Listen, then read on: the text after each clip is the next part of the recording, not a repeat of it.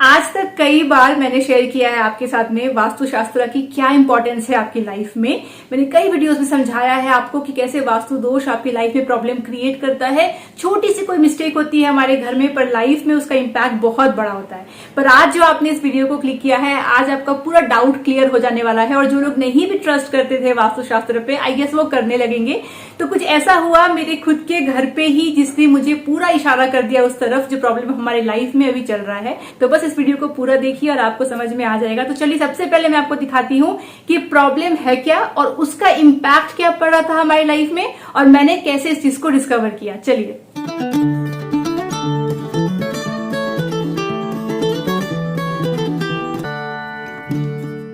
ये मेरा crockery unit है और इसके अंदर में ये वाला जो आप देख रहे हो ना एरिया, यहाँ पे मैं वो सारी चीजें रखती हूँ जो कुछ गिफ्ट के आइटम आए हुए हैं। तो डब्बों में आप देख रहे होंगे। तो जैसे ही मुझे लगा कि कुछ डिफेक्ट है जो यहाँ पे हुई होगी, तुरंत मैंने खोला इस पल्ले को और खोलते ही मैं क्या देखती हूँ, ये देख लीजिए। यहाँ पे जो आप ये देख रहे हो ना, पूरा डैम पड़ चुका है। अगर आप इसको टच करोगे तो मेरे हाथों में पानी आ जाता है। यहाँ पे पानी है, मतलब ये सीलन पड़ रहा है। और ये जो पार्ट है ना, ये दीवार नहीं है, ये एक्चुअली यहाँ पे हमने लैमिनेट लगाया है व्हाइट कलर का। तो सोचिए जब लैमिनेट पे ऐसा दिख रहा है तो एक्चुअल जो पीछे वॉल होगी उस पे क्या हाल हुआ होगा।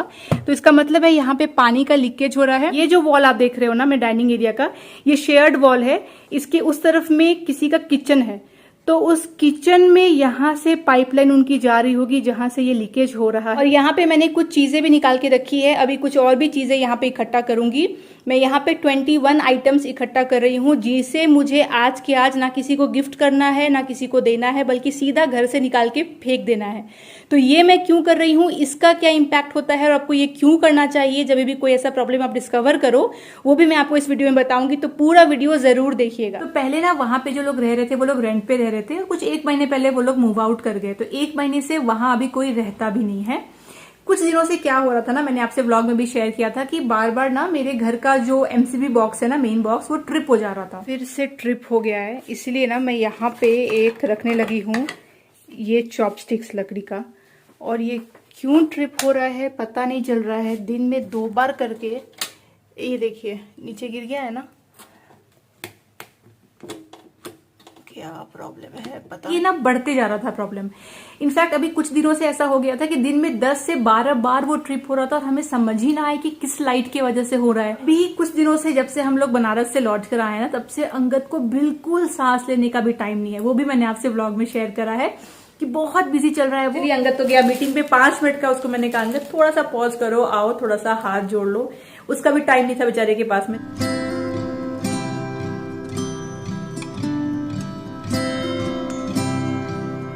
शाम के बज रहे हैं 5 और चाय बना रही हूँ मैं, क्योंकि अंगद अपना काम फिनिश कर रहा है। तो मैंने कहा चलो चाय मैं बना लेती हूँ।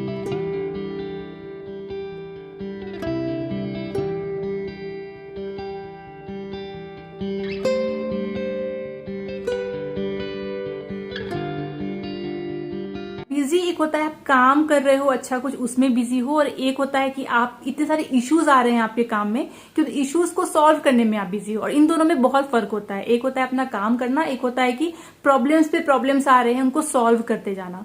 तो कुछ दिनों से परेशान था वो कि यहाँ पे इशू आ रहा है, ये आ रहा है, वो आ रहा है, सॉल्व नहीं हो रहा है। तो पूरा मतलब दिन के 17-18 घंटे, और मैं बिल्कुल एग्जैजरेट नहीं कर रही, सुबह मतलब जो 8:30 को वो बैठता है लैपटॉप लेकर के, रात के 12:30-1 तक काम करता है। बीच में 1 घंटा मुश्किल से उसको शाम को टाइम मिलता है। व्लॉग में भी वो आ नहीं रहे, आप देख रहे हो।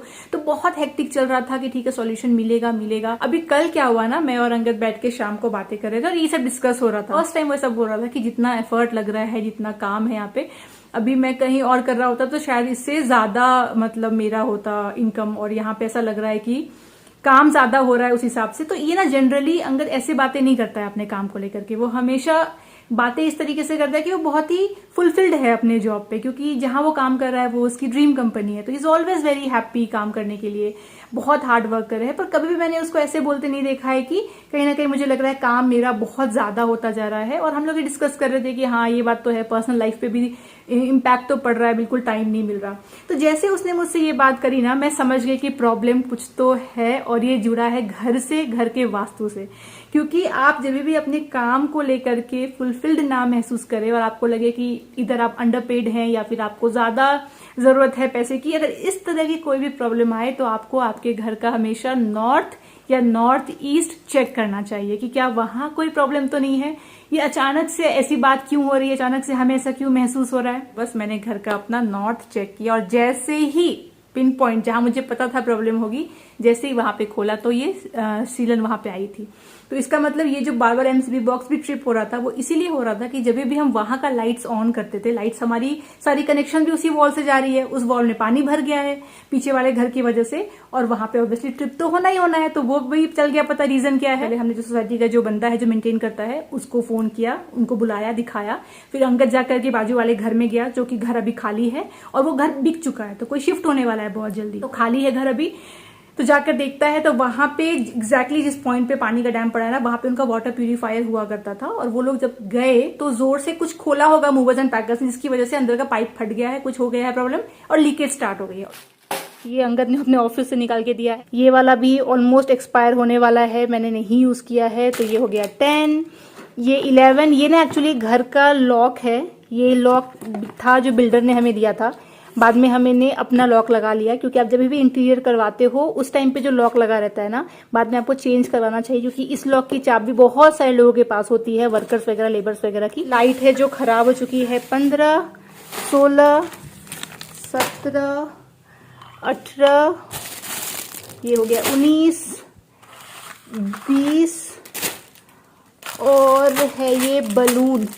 चलिए इसको रहने देते हैं, ये कभी ना कभी काम में आ जाएंगे। और इसको भी निकाला था मैंने, पर ये भी सुंदर लग रहे कैंडल्स, क्यों ही फेंकूं, ये काम में बेचारे आ ही जाएंगे, पता नहीं मैंने क्यों ही निकाला, एनीवेज ये यूज कर लूंगी। तो मुझे एक आइटम और चाहिए, 20 मैंने इकट्ठा कर लिए, फाइनली 21 चीजें मैंने इकट्ठा कर ली। अब मैं इसको डिस्कार्ड कर दूंगी बिना इनसे कोई मोह रखे हुए। मैं टाइम टू टाइम ना डीक्लटर करती रहती हूँ अपने घर को, अगर आपने मुझे फॉलो किया रेगुलरली तो आपको पता होगा। जैसे कि हाल फिलहाल मैंने पूरे लिविंग रूम का जो कारपेट था बड़ा सा ब्लू वाला, वो दे दिया वॉचमैन भैया को।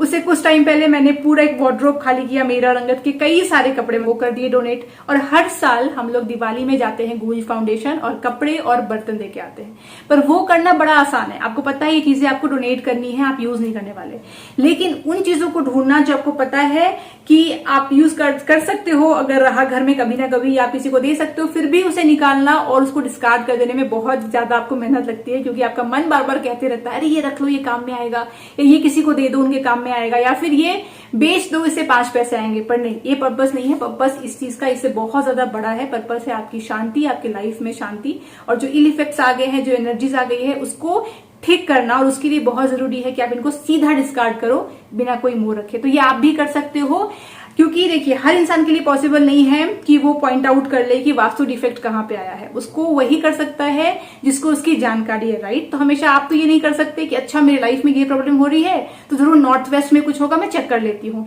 ये हो रहा है साउथ ईस्ट चेक कर लेती हूँ। नहीं, वो ये वही कर सकता है जिसको नॉलेज है। पर आप ये जरूर कर सकते हैं जो मैंने अभी किया, कि अगर आपको लगता है लाइफ में कुछ चीजें रिपीटेडली गलत हो रही है, एक दिन हो रही है that's a part of life, 2 दिन हो रही है दैट्स पार्ट ऑफ लाइफ, पर रोज रोज कुछ हो रहा है, रोज रोज आप बहुत ज्यादा अपने आप को थका महसूस कर रहे हो, चीजें आपके अकॉर्डिंगली नहीं हो रही है, आपको लग रहा है कि अच्छे फ्रूट्स नहीं मिल रहे, आपको मन में शांति नहीं है, अगर ऐसा कुछ हो रहा है ना, तो फिर आपको एनर्जी शिफ्ट करने की जरूरत है अपने घर में। और वो आप कर सकते हो by moving out 21 items of your choice. Her room से कुछ सिलेक्ट कर लीजिए, बिल्कुल डिस्कार्ड कर दीजिए।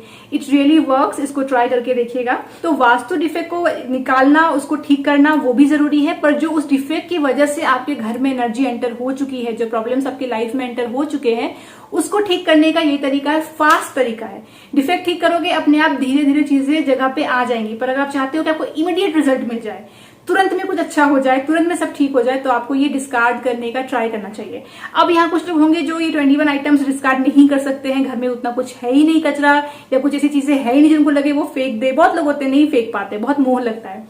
उनको मैं दूसरा तरीका बताती हूँ। अगर आप फेंक नहीं सकते हो तो आप मूव करना स्टार्ट करिए। मतलब कि जैसे ये जग यहाँ में रखती थी, अब ये जग मैं यहाँ नहीं रखूंगी, मैं इस जग को कहीं और रख दूंगी। मैं एक एग्जांपल दे रही हूँ। मतलब मान लीजिए किसी कपड़े को आप एक अलमीरा से सेकंड में ट्रांसफर कर दिए, कुछ चीज को उठा के कहीं और रख दिए, ऐसे करके 21 चीजों को आपको बस रिलोकेट कर देना है अपने घर में। इससे भी एनर्जी शिफ्ट हो जाती है। पर बेस्ट वर्क करेगा अगर आप लिटरली डिस्कार्ड कर दो। और एक अच्छी ऐसे भी हैबिट है, तो जब भी साल में दिवाली के टाइम पे या कभी भी हर 6 महीने पे आप चीजों को डिक्लटर कर रहे होते हो, डोनेट कर रहे होते हो, उसी टाइम पे इन 21 चीजों को निकालो और लिटरली इनको उठा करके आपको बाहर फेंक देना है। अब आपके मन में एक और क्वेश्चन होगा कि सोना अगर डैम पड़ भी गया है तो इससे क्या फर्क पड़ता है? अगर नॉर्थ में ना पड़े और यही डैम मेरे घर में ईस्ट में हो तो क्या कोई फर्क पड़ेगा? साउथ में हो तो कोई फर्क पड़ेगा? जी हाँ, बिल्कुल फर्क पड़ेगा।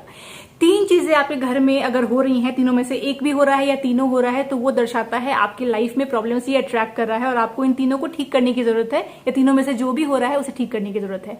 नंबर 1, अगर घर में मकड़ी के जाले बहुत ज्यादा हैं तो ये आपके घर में पैसों की किल्लत लाता है, रिलेशनशिप में भी प्रॉब्लम लाता है और आपका मन शांत नहीं रहने देता। अगर नॉर्थ ईस्ट में मकड़ी के जाले हैं तो आपका मन बिल्कुल शांत नहीं रहेगा, दिमाग शांत नहीं रहेगा, टेंशन लेकर के आपके लाइफ में आएगा और आप कुछ भी अच्छा डिसीजन ले नहीं पाओगे। तो इसी तरीके से हर एक कोने का अलग अलग इम्पैक्ट पड़ता है मकड़ी के जाले का, बट इन जनरल आप समझ जाइए कि मकड़ी के जाले आपको घर में रहने नहीं देने हैं। स्पेशली फोटो फ्रेम के पीछे तो बिल्कुल भी रहने देना नहीं है। अगर हस्बैंड वाइफ का फोटो है, फैमिली का फोटो है और उसके पीछे अगर आप जाले देखोगे तो रिश्तों में प्रॉब्लम लाता है। तो बिल्कुल फोटो फ्रेम को सिर्फ आगे से साफ नहीं करना है, मेक श्योर करना है कि पीछे से भी रेगुलर इंटरवल में आप साफ करते रहे। दूसरी चीज हो जाती है, अगर नल से पानी टपक रहा है और आप उसको टपकने दे रहे हो, बिल्कुल मत करिए ऐसा। आपके पैसे बहुत ज्यादा वेस्ट होंगे अगर आपके घर के नलों से पानी टपकता है, तो उसको फिक्स करिए। कपड़ा बांध के नहीं, प्लास्टिक बांध के नहीं, लिटरली फिक्स करना पड़ेगा। तीसरा, जो आपने आज लाइव एग्जांपल देखा कि कहीं पे भी सीलन अगर पड़ रही है, दीवार पे डैम्प अगर पड़ रहा है, आप उसको छोड़ोगे तो क्या होगा? तो धीरे धीरे प्रॉब्लम अट्रैक्ट करना ये शुरू करेगा। पहले कम लेवल पे करेगा, मतलब हल्का फुल्का करेगा, आपका ध्यान भी नहीं जाएगा, पर धीरे धीरे जब बहुत डैम पड़ेगा तो वॉल की जो पुट्टी है निकल जाएगी, जो पेंट है निकल जाएगा, पपड़ी निकल जाएगा और वहां पे अजीब सा दीवार हो जाएगा। फिर धीरे धीरे आप देखोगे कि बहुत ज्यादा आपकी लाइफ में प्रॉब्लम्स आने लग जाती है। आपकी लाइफ बिल्कुल वैसी नहीं रहेगी जैसे आप चाहते हो, पीस नहीं रहेगा, पैसों की दिक्कत आएगी, समय नहीं मिलेगा, जीवन में कुछ भी नहीं अच्छा लगेगा, बहुत सारी चीजें आपकी होने लग जाती है। गरीबी बहुत अट्रैक्ट करता है ये, तो इसलिए दीवार पे ध्यान देने की बहुत जरूरत है और आपको उसको रिपेयर करना ही पड़ेगा, जड़ से ठीक करना पड़ेगा। भले 5,000 रुपए लग जाए, लगा दीजिए, पर वो आगे आपको बहुत सारे नुकसान होने से बचाता है। तो इन तीन, वैसे तो बहुत सारी चीजें हैं पर ये मेजर 3 चीज आपको ध्यान रखना है। और इन शॉर्ट अगर बोला जाए तो घर में साफ सफाई रखनी है। अगर आप साफ सफाई रखोगे रेगुलर बेसिस पे तो ना मकड़ी के जाल पड़ेंगे, आपका ध्यान भी जाएगा चीजों के ऊपर में कि सब कुछ साफ है कि नहीं, सब कुछ ठीक से फंक्शन कर रहा है कि नहीं, और ऑटोमेटिकली सब कुछ अच्छा रहेगा। तो चलिए, आज का जो ये वीडियो है मैं यहीं तक रखती हूँ। मैं इसको व्लॉग के साथ में मिक्स नहीं करना चाहती हूँ क्योंकि मैं चाहती हूँ कि ये वीडियो जो लोग भी देखें उनकी मदद हो जाए, क्योंकि वास्तु टिप्स तो मैंने बहुत बार दिए हैं, पर इस चीज से आपको डायरेक्ट समझ में आएगा कि प्रॉब्लम कैसे अट्रैक्ट करता है अगर आपके घर में ये सब प्रॉब्लम्स है। डराने का मेरा कोई मकसद नहीं है, अवेयर करने का मकसद है। तो अगर आपको लगता है आपकी लाइफ में कुछ भी प्रॉब्लम है तो अपने शहर के जो अच्छे वास्तु कंसल्टेंट हैं उनको दिखाइए। जैसे शरीर में कुछ प्रॉब्लम्स आती है तो हम डॉक्टर को दिखाते हैं, वैसे लाइफ में कुछ प्रॉब्लम आ रही है तो आप अपने घर को दिखा सकते हैं और उसके हिसाब से रेमेडी कर सकते हैं। तोड़ फोड़ कभी मत करवाइएगा। मैंने हमेशा बोला है, कभी भी वास्तुशास्त्र में रेमेडी के लिए आपको तोड़ फोड़ करवाने की जरूरत नहीं है। रेमेडी से भी चीजें ठीक हो सकती है, बड़ा आसानी से भी ठीक हो सकता है। बस डिपेंड करता है कि जो कंसल्टेंट है वो कितना जानकार है। तो अच्छी जगह दिखाइए, प्रॉब्लम्स को दूर करिए, इसीलिए मैंने आपको ये लाइव एग्जांपल दिया। तो इसी के साथ चलिए मैं आज का वीडियो यहीं तक रखती हूँ और आशा करती हूँ आपको इन्फॉर्मेटिव लगा हो। अगर अच्छा लगा है तो प्लीज सब्सक्राइब करिए। अगर आप सब्सक्राइब करेंगे तो मेरे अंदर भी मोटिवेशन आएगा कि मैं आपसे हर चीजें शेयर कर सकूं। तो प्लीज सब्सक्राइब कर लीजिए, बिल्कुल फ्री है। और अगर ये वीडियो अच्छा लगा है तो एक लाइक जरूर करिएगा। और आपकी क्या सोच है वास्तुशास्त्र के बारे में और आज जो हुआ मेरे साथ उसके बारे में मुझे कमेंट करके बताइएगा, मुझे बड़ा अच्छा लगता है। और मुझे आप फॉलो कर सकते हैं इंस्टाग्राम पे भी, ये है मेरा हैंडल, तो वहां पे आप मुझे मैसेज पे मुझसे बात भी कर सकते हैं। एनीवेज, चलिए मैं आपसे मिलती हूँ अगली बार। तब तक आप लोग अपना ख्याल रखिए और मेरे वीडियोस को देखते रहिए। Bye bye.